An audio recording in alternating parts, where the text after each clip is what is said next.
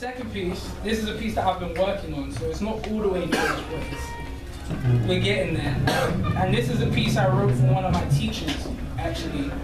And this was a teacher I had in high school. She was probably the teacher I had for the least amount of time. She left. But in the time that she was teaching me, or she was a teacher, she actually helped me a lot, and I think she was one of the teachers who changed my life, so I feel like I was lucky to have her. So this is about my teacher, and it's called Thank You, Miss Kelly. One of my high school teachers, in order for this piece to make any sense, allowed me to add context to content and explain why this teacher was God-sent in my journey and putting an end to my nonsense. Maybe no one in life is objectively special, it's true. However, I believe that some people are special to you. There's people who I went to school with that might hear this and think, what the heck did she do? So I'll take this time to express it to you.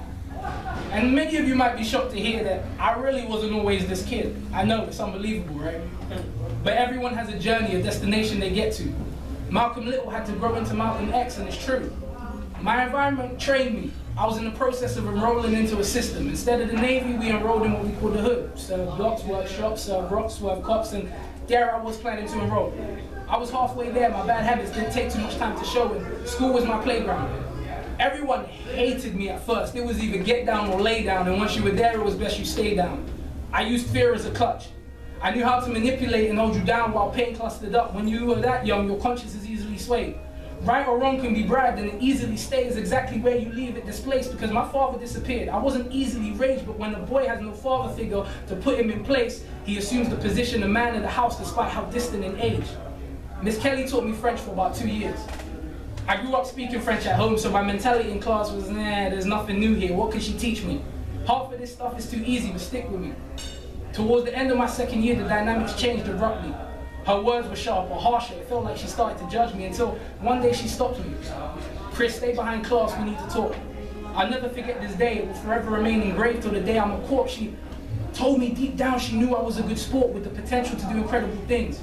I just had to open the door and let excellence in, hold myself to a higher standard and raise the bar for myself. She told me she could see something in me that I couldn't see in myself, and I could get there with the right help. Then she told me get rid of my friends. She said the people you surround yourself with say more about you than it does about them, and at the time I was naive, I didn't see that was a gem, so it took me a while before I moved my seeds, watered my plants, remortgaged my soil and connections and stems. She explained to me her aspirations, her dreams, and how she would leave to fulfill her vocations. As I reflected on the information I digested, I realized she shared with me information she wasn't forced to, but selected and handpicked me to connect with, and to this day I respect it. She didn't owe me anything. The last thing she did was give me a book to read. She shoved it in my gut and with her firm hand said, Mr. Moke, you better read it. She was a confident woman, stern and knew what she wanted, and accepting that book I made a promise that I would read it, soaking it into the best of my knowledge. Since I was young, my reading skill was above average. I was a quick reader and I loved to write, but nothing I read captivated me. Nothing until Miss Kelly gave me a book. It was a book by Napoleon Hill, and just like that, my love for reading was ignited. I tried it and I liked it. I became addicted to reading and writing. I brought her back the book and I read every page, and she gave me another book that I finished within another couple of days.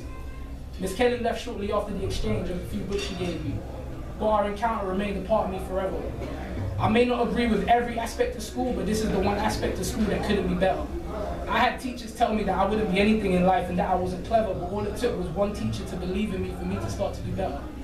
What she gave me was priceless. I can never equate it to a wage.